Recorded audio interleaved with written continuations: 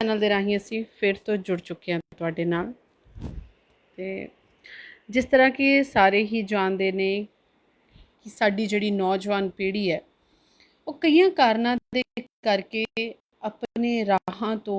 जो उन्हां दी असल मंजिल है राह भटक के होर राहां ते तुर रही है।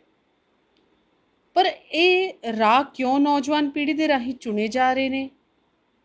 इन्हां दी जानकारी हासिल करना, इहदे ते विचार करना ये भी बहुत ज़रूरी बन जाता। असी किसी भी नौजवान नूं अगर कोई गैंगस्टर कह के बुलाने या उसनूं बच्चा गलत राह ते तुर रहा, उहनूं भी किसी भी नौजवान नूं बहुत जल्दी किसी गल दा टैग देने की बजाय पहलां वो इस राह ते क्यों तुरिया उहदे वास्ते जानना भी बहुत ज़रूरी है।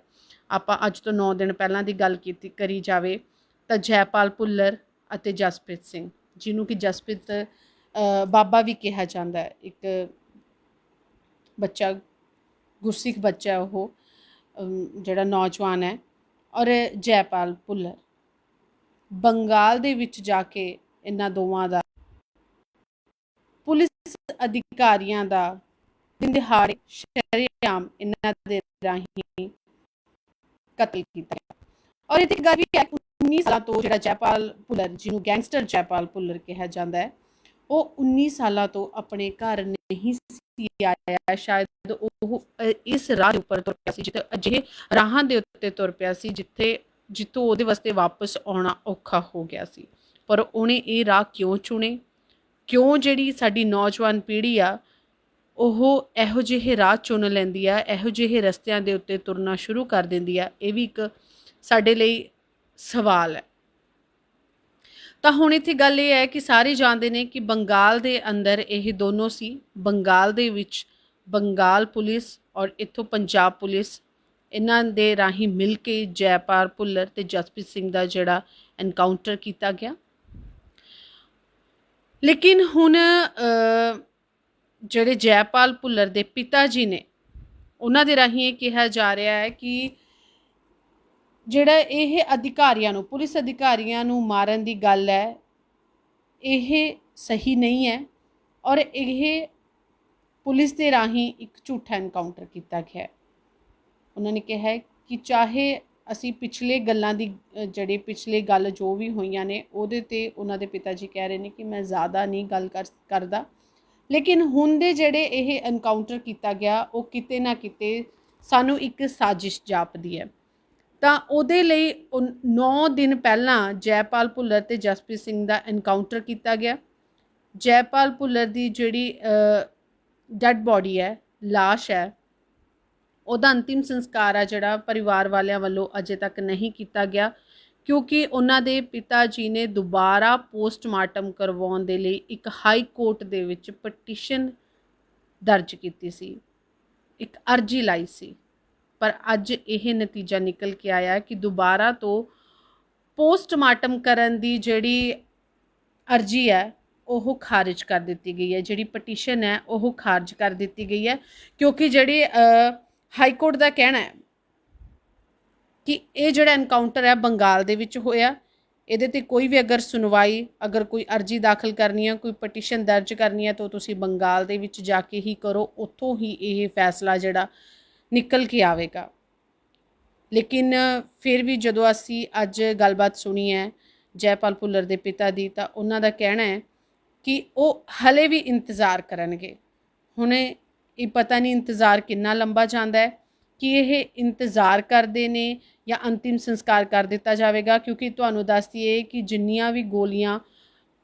एनकाउंटर के दौरान जयपाल भुल्लर नूं लगियां ने वो अजे तक कहा जा रहा है कि उन्हां दे शरीर दे विच ही ने उहदे, और शरीर दा 9 दिनां दे विच उस नूं सांभ के रखना ये भी बहुत ज़्यादा औखा है। तो उन्हां दे पिता जी ने दस्सिया है कि डॉक्टरां दे राहीं जिद्दां भी वो मैनेज कर रहे ने कि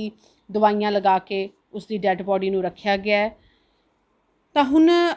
गल यह है कि देखते हैं नतीजा निकल के की सामने आउंदा। लेकिन जयपाल भुल्लर दे जिहड़े पिता ने,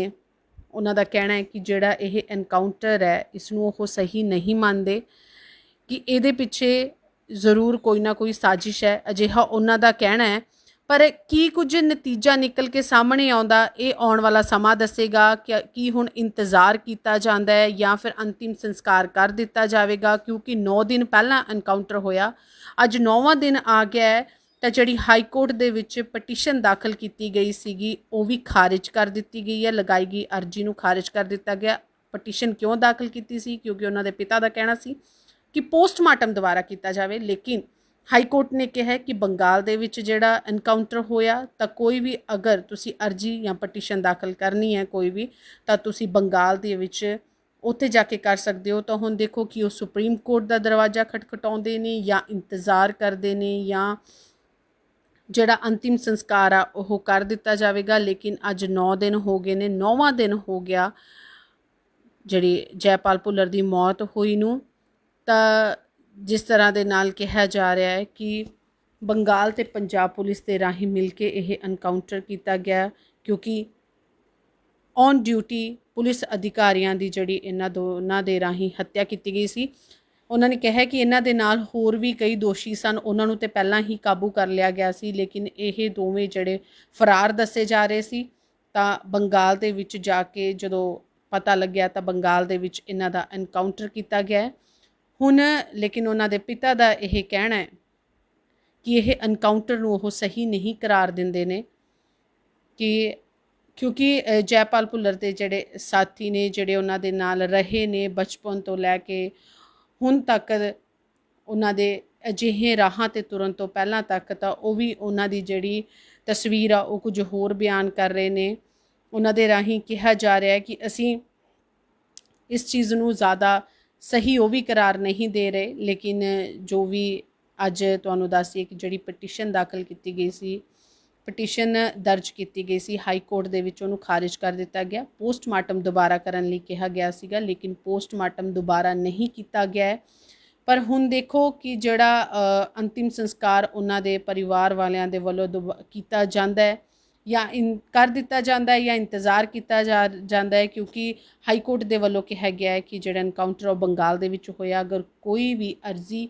ਦਾਖਲ ਕਰਨੀ ਹੈ ਦੁਬਾਰਾ ਪੋਸਟਮਾਰਟਮ ਦੇ ਲਈ ਤਾਂ ਉਹ ਬੰਗਾਲ ਦੇ ਵਿੱਚ ਜਾ ਕੇ ਕੀਤੀ ਜਾਵੇ। ਤਾਂ ਇਹ ਜਿਹੜੀ ਜਾਣਕਾਰੀ ਤੁਹਾਡੇ ਨਾਲ ਸਾਂਝੀ ਕੀਤੀ ਹੈ ਕਿ ਜੈਪਾਲ ਭੁੱਲਰ ਦੇ ਪਿਤਾ ਦੇ ਰਾਹੀਂ ਜਿਹੜੀ ਪਟੀਸ਼ਨ ਦਾਖਲ ਕੀਤੀ ਗਈ ਸੀ ਉਹਨੂੰ ਖਾਰਿਜ ਕਰ ਦਿੱਤਾ ਗਿਆ, ਦੁਬਾਰਾ ਪੋਸਟਮਾਰਟਮ ਕਰਨ ਦੀ ਇਜਾਜ਼ਤ ਨਹੀਂ ਦਿੱਤੀ ਗਈ। ਅੱਜ 9ਵਾਂ ਦਿਨ ਹੈ।